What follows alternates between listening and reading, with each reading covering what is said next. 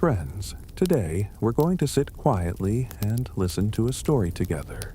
Take your time to hear it over the next 4 or 5 minutes, and I promise you'll enjoy it.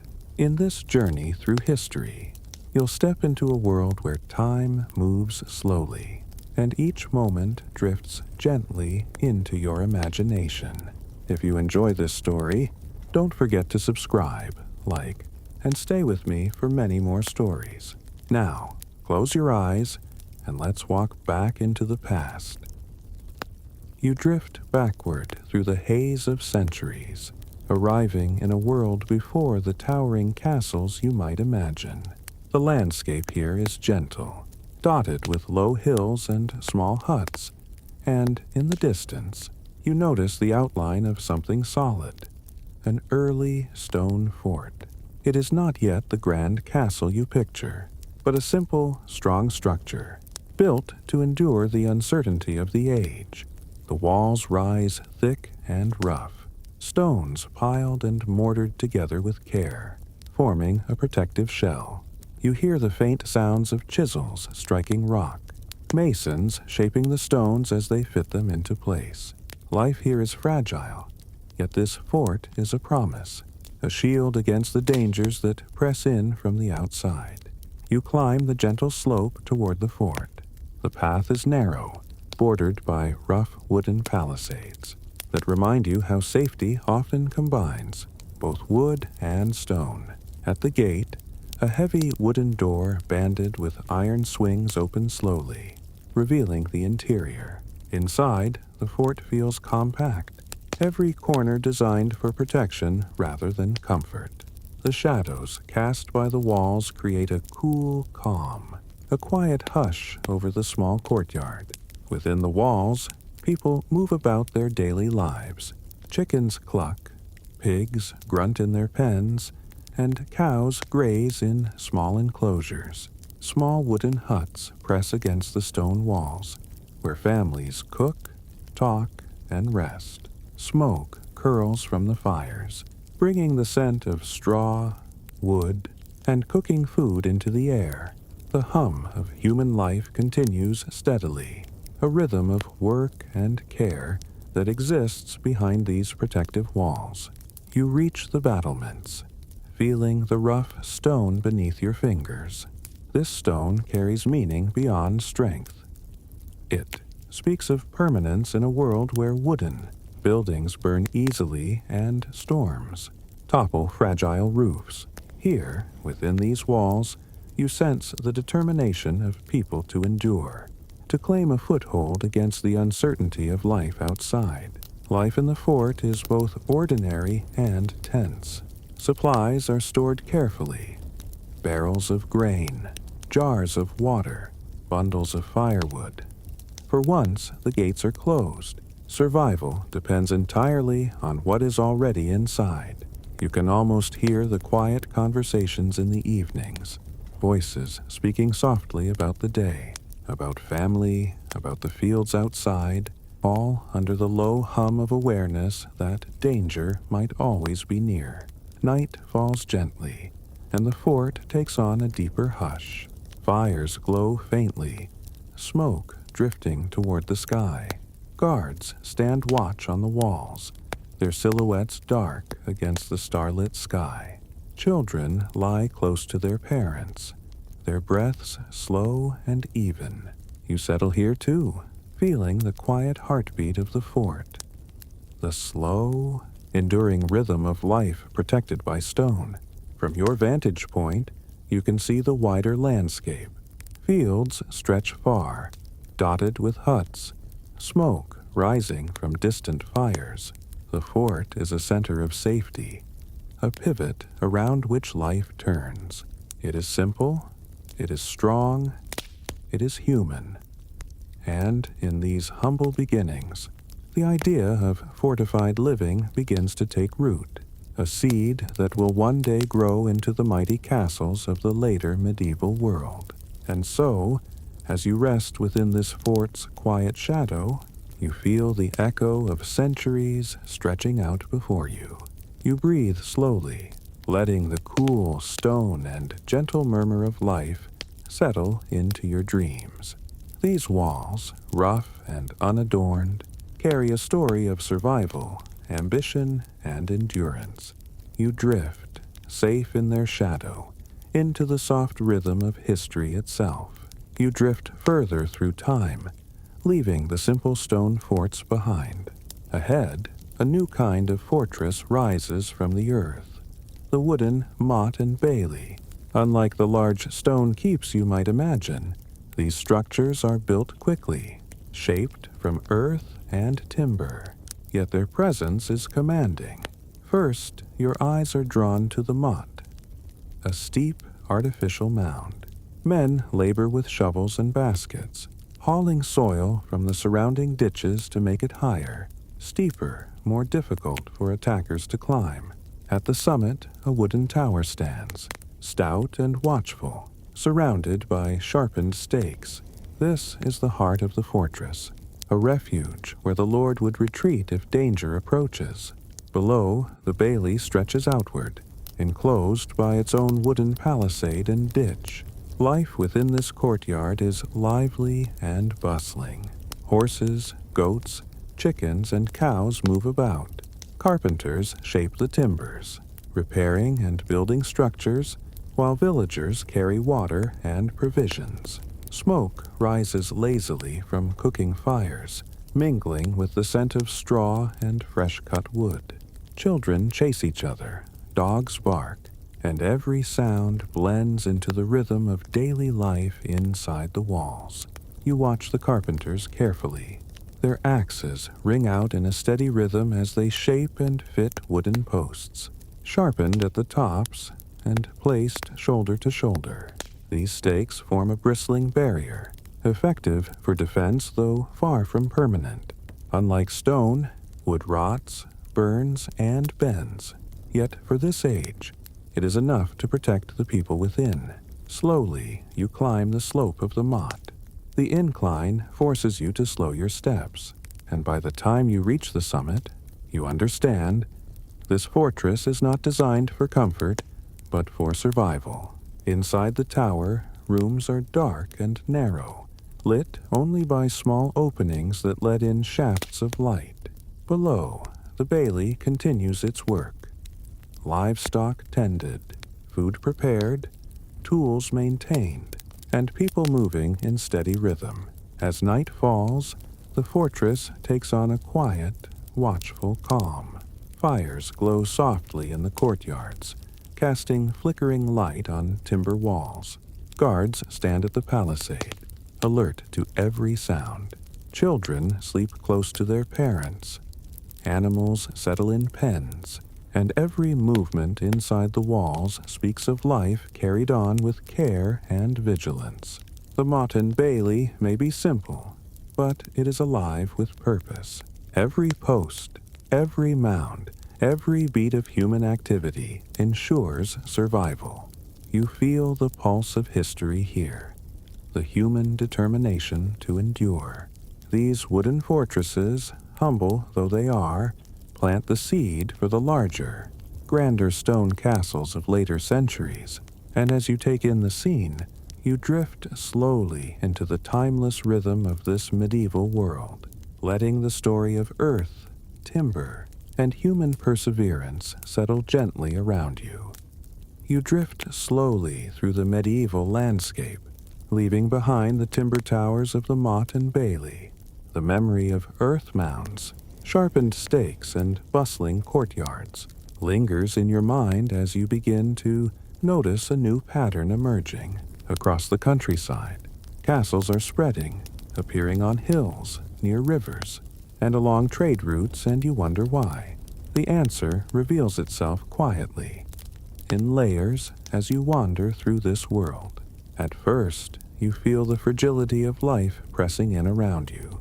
Roads are unsafe, rival lords wage disputes, and raiders move unpredictably through the fields. Villagers watch the horizon nervously, their lives constantly at risk. In this world, a castle is more than a building. It is a statement of security. Wherever a stronghold rises, it signals that there is a place to take refuge, a center of protection amidst the chaos. You sense how comforting it must have felt to see a tall wall, even a simple timber or stone one, against the skyline. But castles were not just practical, they were tools of control. You imagine a lord walking along the battlements of a new fortress, surveying his domain. From this vantage point, he can monitor roads, fields, and settlements. Soldiers stand ready. Villagers tend their lands under watchful eyes, and messages can be sent swiftly to distant allies. The castle spreads influence across the land, asserting authority silently but unmistakably. Every time a new castle rises, it reshapes not only the geography, but the very rhythm of life around it. As you wander closer to one of these new fortresses, you notice the variety in size and design. Some are small and wooden, hastily constructed for immediate defense. Others are larger, partially built in stone, with thicker walls and higher towers. Yet they all share a common purpose: to create a locus of power in a world that otherwise feels open and unpredictable. You can almost hear the conversation among the builders, masons, and soldiers, each discussing placement, materials, and strategy. Every detail matters, because every detail could mean survival or defeat. The spread of castles is also driven by ambition. Lords are keen to show their wealth and power, to impress neighbors, and to intimidate potential rivals. You walk past a courtyard where masons are adding stone to a keep, shaping it taller, stronger, more imposing. Soldiers pace the walls, carrying out drills, while traders bring in supplies. The castle is both home and monument, demonstrating that this lord's reach extends far beyond the walls. Across the landscape, other lords do the same, each structure inspiring the next, until a network of castles dots the horizon. Monarchs, too, recognize the value of castles. You imagine a king examining maps in a royal hall, choosing sites for new fortresses with careful consideration. Strategic locations, river crossings, mountain passes. Each is selected to secure control and enforce authority. Castles become instruments of governance, not merely defense. They house garrisons, store food, and serve as centers for administration. From these fortresses, laws are enforced, taxes are collected, and loyalty is monitored. Their spread is both practical and political. Another reason castles proliferate is psychological. Even from a distance, a castle is imposing. You stand on a hill, watching a newly built fortress loom above the fields. The tall walls, towers, and fortified gates communicate power. Villagers and enemies alike sense the authority embedded in its shape. Often, the mere presence of a castle is enough to prevent rebellion or deter attacks. It conveys that someone has control, that strength has taken root, and that resistance might be costly. You wander inside one castle now, exploring the courtyard. Horses are tethered. Blacksmiths hammer at glowing iron, and servants move swiftly between kitchens and storage rooms. From within, the castle hums with activity. Outside, farmers work their fields. Roads carry travelers, and distant forests hide potential dangers. The castle organizes this world, creating order and hierarchy. Every new fortress that rises reinforces this structure, spreading control across larger regions. The spread of castles is also communal. Villages cluster around them, seeking protection in times of danger. Markets emerge near castle gates. Trade routes become safer, and towns slowly grow under their shadow. The castle's influence is subtle but powerful. It changes not only how wars are fought, but how people live, interact, and survive. It is both a shield and a magnet, drawing life toward its walls and shaping society around it. As night falls, you see torches flicker along battlements, Fires glow in the courtyards, and the walls cast long shadows over the surrounding fields. Guards patrol, children sleep, and animals settle down. The castle's presence is constant, a silent rhythm of life and authority. You feel the logic of their spread. Security, control, ambition, psychology, and community all intertwined. Without castles, this medieval world would feel exposed, chaotic, and fragile. With them, it becomes ordered, structured, and predictable, at least in the areas they dominate. And so, as you take in the view from a hilltop, you understand why castles appear everywhere. They answer practical needs, enforce power, inspire fear, and foster life. They are built from stone, timber, and earth, but also from ambition, strategy, and imagination. Each fortress, no matter how small, is a seed of authority that transforms the land it oversees. You breathe slowly, letting the quiet weight of history settle around you, drifting gently through the story of castles spreading across the medieval world. You move through the rolling hills and quiet forests of medieval Europe, feeling the weight of history pressing softly around you. The castles you see now are larger, more imposing, and they carry a different energy than the Maida and Bailey fortresses you passed before. These are the strongholds of feudal lords, the centers of power, wealth, and authority in a world shaped by loyalty, land, and hierarchy. You step closer, walking along dirt paths that wind between farms and forests, and the sense of anticipation grows. Each feudal lord's stronghold is carefully chosen. You notice the hills, rivers, and roads surrounding the castle. Every location serves a purpose. Hills offer a commanding view of the surrounding land, making it harder for enemies to approach unnoticed. Rivers provide water and natural barriers, and roads ensure that messengers, soldiers, and traders can reach the castle when needed. The Lord's eye considers all of this from the top of a keep, scanning the horizon as if calculating every move of friend or foe. Inside the walls, life is a mixture of governance and domesticity. The courtyard is alive with activity. Blacksmiths strike glowing iron on anvils, carpenters shape timber, and animals move from pens to stables. Servants and guards move in purposeful rhythm, carrying food, water, and messages. Children, apprentices, and errant travelers mingle cautiously, all under the watchful eyes of those in power. You can feel the pulse of life here, structured yet alive, where every action supports the security and prosperity of the Lord and his dependents. The Lord's Hall stands at the center, a large building of timber or stone, with high ceilings and narrow windows. Inside, tapestries might decorate the walls, both for warmth and to display wealth. Fires burn in hearths, filling the air with the smell of smoke, cooking, and resin from the beams. This hall is the heart of the stronghold, a place where feasts, council meetings, and judgments occur.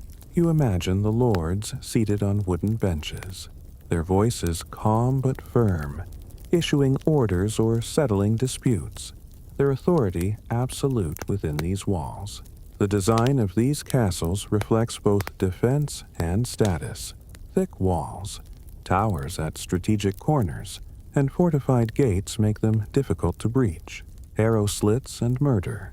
Holes allow defenders to repel attackers with minimal exposure. Courtyards are carefully organized, with storage for grain, water, and weapons. Every stone, every timber serves a purpose. You sense the intelligence behind the architecture, the planning that transforms simple survival into long-term dominance. Beyond defense, the castles spread influence across the region. From here, the Lord collects taxes enforces laws, and administers justice. People know where to bring complaints, where to pay rents, and where to seek help in times of danger. Roads and villages fall under the shadow of the castle, and its presence organizes the surrounding society. You walk past peasants in the fields, aware that their work, life, and even safety are intertwined with the stronghold above them. At night, the castle takes on a calm, steady rhythm. Guards pace along battlements, fires glow in kitchens and halls, and shadows stretch across courtyards and stables. You can feel the careful balance maintained here, between comfort and vigilance, between power and responsibility. Within the walls, people sleep knowing that they are relatively safe. Beyond them, the world remains unpredictable, but the castle asserts its dominance, a constant, reassuring presence. Feudal lords' strongholds are not all identical. Some are compact keeps with a single central tower, while others grow into sprawling complexes of multiple towers, baileys, and outer walls. Wealthier lords can afford stronger materials, more skilled craftsmen, and larger garrisons. Yet each one shares a common thread. It is a symbol of authority, a physical manifestation of power, and a hub around which life revolves. You notice how these castles affect the land itself. Roads are improved, villages cluster closer to the walls, and marketplaces grow under their shadow. Farmers can safely tend fields within reach of the Lord's protection, and merchants find security for trade. The castle does not just dominate the land visually. It organizes the social and economic life around it. Its influence is subtle but profound, shaping the habits, movements, and even the thoughts of those who live nearby. You climb one of the towers and gaze out. The sun sets slowly, casting golden light across the fields, forests, and rivers. From here, you can see other strongholds rising in the distance, a network of power and protection stretching across valleys and hills. Each castle tells the same story: survival, dominance, and the desire to secure a place in an unpredictable world. You feel the quiet strength of centuries built into stone and timber, a legacy of careful planning and human perseverance. As you descend the stairs and walk through the inner courtyard, you notice the small details: the well-worn path to the stables, the smoke curling from the kitchen, the sound of children laughing softly, and the low murmur of conversation among servants and guards. Every life here is connected to the stronghold, every action guided by the rhythms of the castle. You breathe deeply, sensing the steady heartbeat of history embodied in these walls. And as night fully descends, you rest for a moment in the shadow of the keep, listening to the quiet sounds of the castle settling into its night. Fires dim, guards whisper as they patrol, and the wind rustles through the trees outside. You realize why these castles spread. They combine protection, administration, social order, and status all at once. They organize life, shape the land, and leave a legacy that will echo through the centuries. You close your eyes, feeling the calm certainty of this medieval world. These feudal strongholds are both a shelter and a statement, and as you drift further into the story, you carry with you the sense of human determination, careful planning, and the quiet power that these walls held over every life around them.